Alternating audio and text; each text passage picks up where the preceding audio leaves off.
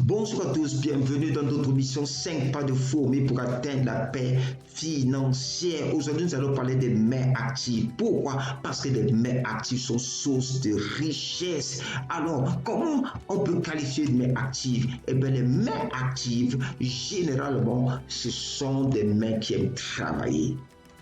Eh bien oui, vous avez bien entendu, ce sont des mains qui aiment travailler, ce n'est pas des mains paresseuses. La paresse amène la pauvreté. Mais l'activité amène la domination, amène la richesse.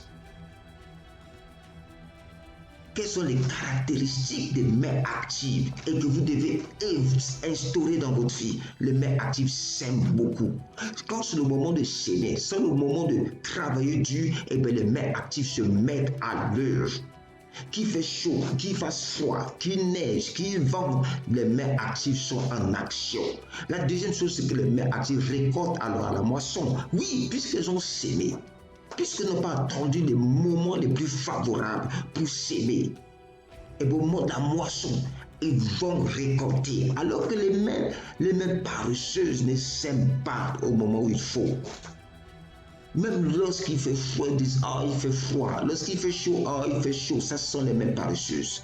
Et au moment de la récolte, ils n'ont rien. Mais les mains actives, les mains diligentes, ils vont avec courage, labeur, travail dur, préparent leurs offres, préparent de nouveaux services, des produits, les proposent aux gens, font le business, sont actifs, sont diligents. Ils aiment la productivité, pas juste l'activité. La productivité, les résultats. Ils ne pensent pas juste je vais travailler, non. Ils pensent je vais atteindre des résultats. Je vais atteindre des résultats. Voici les résultats que je compte atteindre aujourd'hui. Et une marque des mains actives, c'est l'excellence. Si vous voyez quelqu'un d'excellent, c'est quelqu'un qui est assidu, quelqu'un qui fait attention même aux détails dans les choses qu'il fait. Vous devez adopter cela. Lorsque vous commencez à être excellent, vous cherchez à être excellent dans ce que vous faites. Et puis vous allez être remarqué. Vous essayez à chaque fois de proposer des produits excellents, des services excellents. Vous essayez de communiquer dans l'excellence. Et bien, vous allez être notifié. Les gens vont s'intéresser à vos produits, vos services. Parce qu'on voit que derrière il y a du sérieux. Ce sont les mains actives. Et les mains actives développent des cercles relationnels vertueux. C'est-à-dire des cercles où ils sont encouragés. Où sont mis aussi des personnes qui les challengent, qui les tirent, etc. Mais les mains paresseuses n'aiment pas être autour des personnes qui travaillent parce que c'est comme si ça les complexe. Mais non, les mains actives aiment ça. Parce que je pourrais être plus efficace, je pourrais aller encore plus loin. Et c'est ça, continuer dans cette dynamique-là. C'est dans cette dynamique qu'il faut continuer. Continuer à être actif, continuer à être actif, continuer à progresser, continuer à maximiser votre temps. Ne gaspillez pas une heure. Continuez à développer vos dons et vos talents. Vous avez repéré un don et vos talents. Travaillez-le chaque jour. Un peu chaque jour, un peu plus. Si c'est en communication, communiquez avec les gens. Essayez d'appliquer des méthodes. Si c'est conseiller, allez-y. Si c'est programmé en informatique, allez-y chaque jour. Continuez à développer ce don, etc. Et commencez à produire des produits, même si c'est des prototypes. N'écoutez pas ceux qui rêvent du jackpot. Travaillez et accumulez peu à peu vos gains. Peu à peu vos gains. Ça marche. Motivez-vous chaque jour à faire la liste des choses importantes à réaliser dans la journée. Produisez, financez vos besoins. Planifiez votre futur. Poursuivez-le.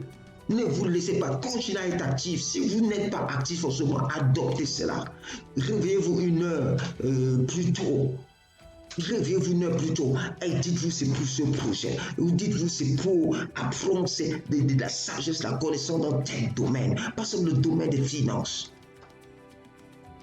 C'est le moment, ne restez pas, soyez actifs. Pas seulement physiquement, mais aussi intellectuellement, mais aussi spirituellement. Développez-vous dans tous les domaines. Eh oui, développez-vous dans tous les domaines. Procurez-vous de bons livres, passons sur la finance. Et mangez ça et soyez actifs pour mettre en action les principes, les pratiques que vous apprenez dans ces livres. Ça marche. Pour terminer, je vous recommande, abonnez-vous au canal.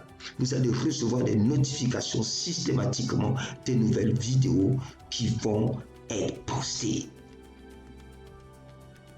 Je vous recommande sur le livre de Lydia Mouba, 10 pratiques pour maîtriser vos finances personnelles, dans lequel vous allez voir comment répartir votre argent, comment épargner, comment sortir des dettes, etc. et bien d'autres, ainsi que son témoignage à l'intérieur.